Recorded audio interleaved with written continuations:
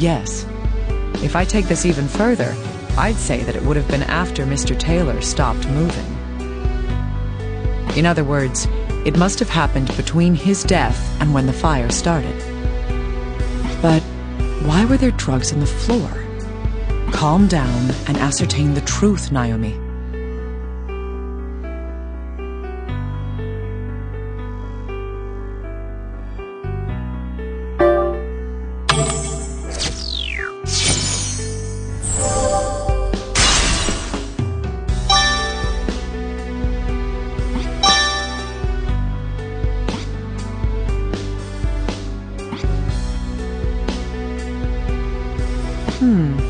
Yes, they must have spilled out when someone removed the drugs from the hole in the wall. Dennis Taylor was killed, and someone walked out with the drugs. I'm starting to get a clearer picture of what happened here, but there's no proof just yet. I need to move on to the next step. I should consult with the little guy about this.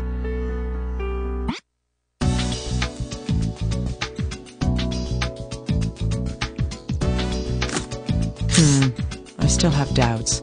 My main concern about this is calm down and ascertain the truth, Naomi.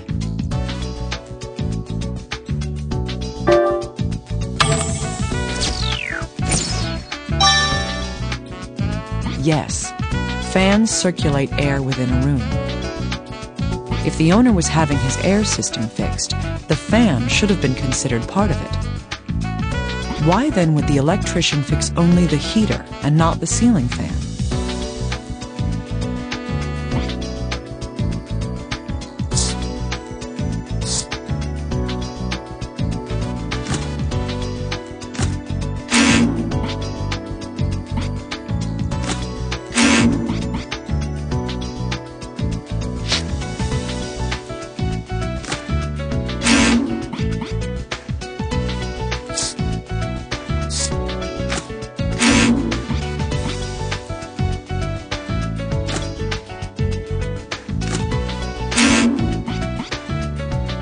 Dr. Kimishima, have you confirmed that it's a murder after all?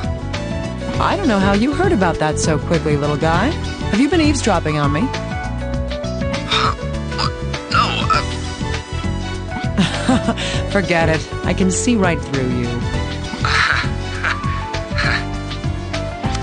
Oh, right. I have a new tool for you. It's luminol. Do I need to explain it to you? A chemiluminescent material based on reducing 5-nitrophthalhydrazide with sodium dithionite. It reacts to iron and hemoglobin by glowing, making it useful to find otherwise hidden bloodstains. Anything else? No. Good. I just spray this onto suspicious areas, then shine the ALS on it, right? I'm sure it will be useful. Thank you, little guy.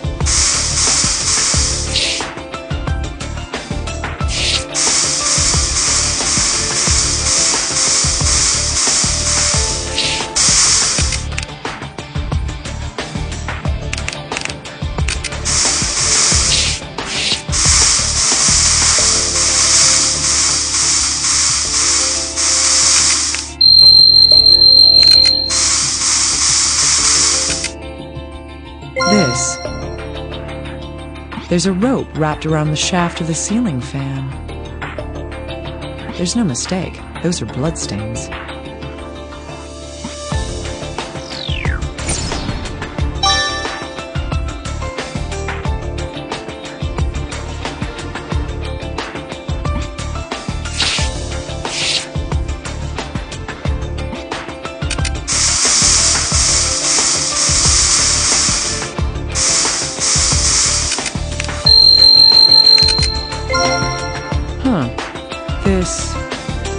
There's a reaction to blood on this screw that's securing the doorknob. The screw seems rather loose as well.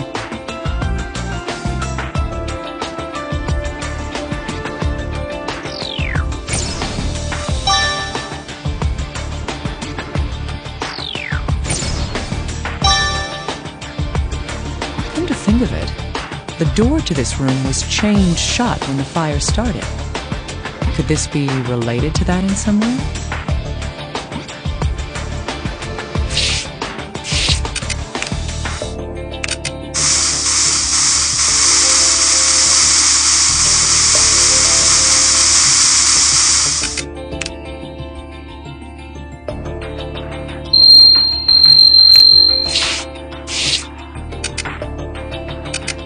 So there were bloodstains here too.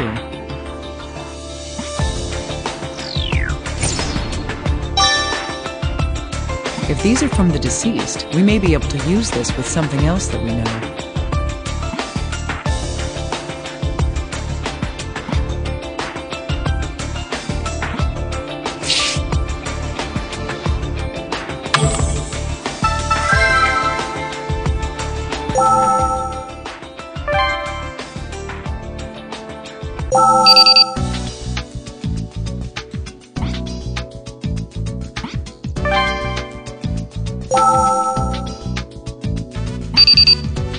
Dr. Kimishima, sorry for the wait.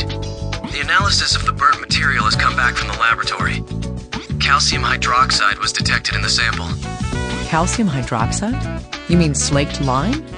Yes, small amounts of quicklime were also detected. Quicklime is a substance that releases a great deal of heat when it reacts with water. Oh, I see. So this was calm down and ascertain the truth, Naomi.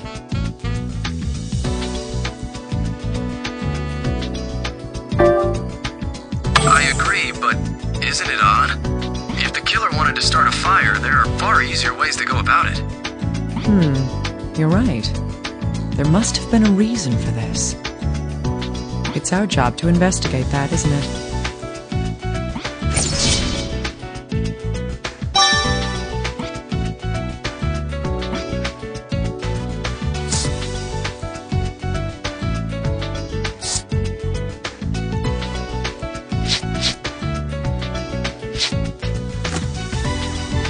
That's right.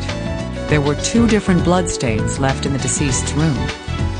Now, which of these bloodstains happened first? Calm down and ascertain the truth, Naomi.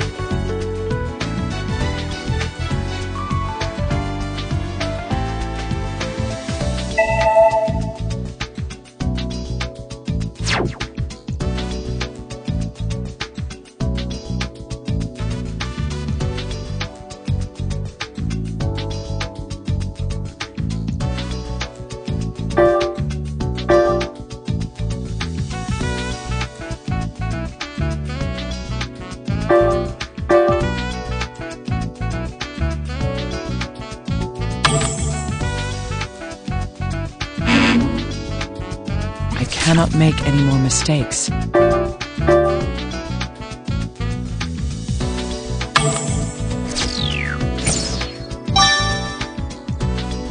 That's true, unless the corpse got up and walked over by itself. It's most likely that the deceased died where the first bloodstains were found, and then was carried to the bed afterwards. That would explain why there was such a small amount of blood on the bed itself.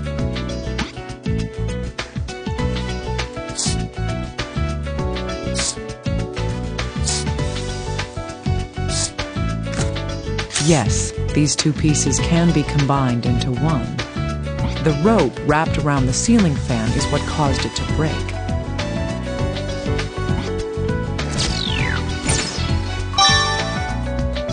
The question now is why there was a rope around it in the first place.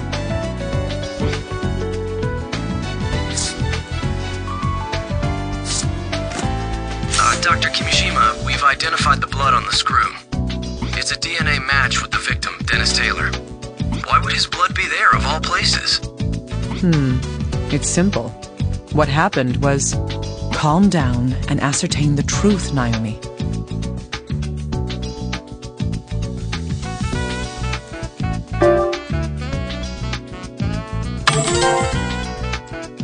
That's right. It's probably because he touched the murder weapon. Wait, why would the killer touch that screw with the murder weapon? He would have to, if the weapon was... Calm down and ascertain the truth, Naomi.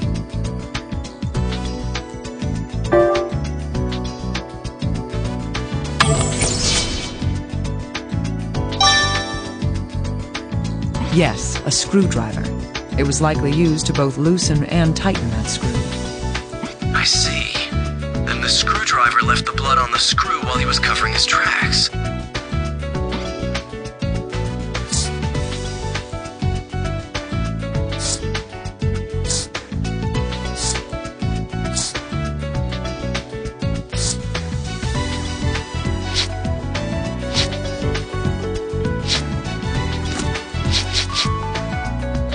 Yes, these pieces of information are hiding an important fact.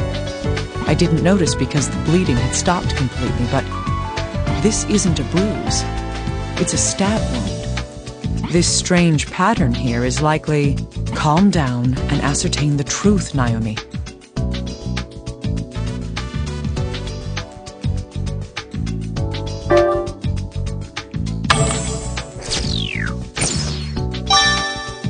Yes, that's right. It's indisputable evidence that the weapon was jammed in so deeply that the grip left a bruise.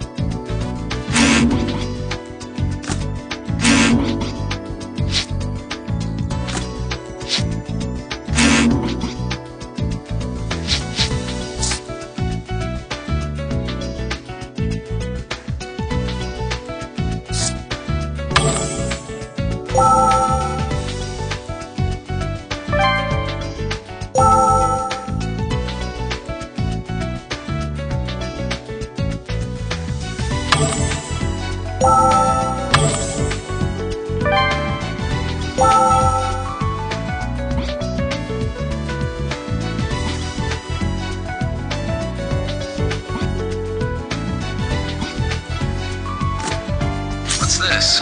It just looks like a loose screw to me. Think harder, little guy. How was the room when the firefighters arrived at the scene?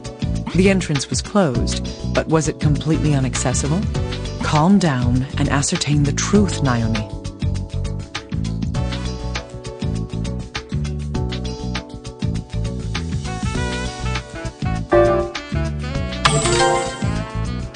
That's right. The chain on the door had been attached, but the door itself wasn't locked.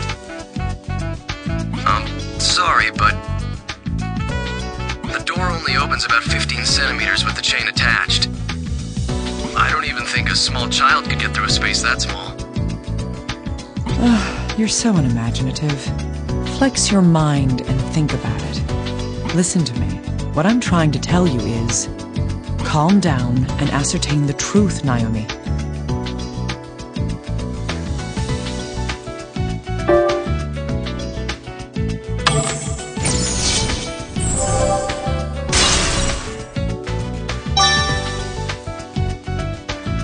This loose screw tells us everything. With the screw removed, the entire plate on the door can be swiveled around by the doorknob. The plate itself is about 20 centimeters long, so the gap increases to almost 35 centimeters.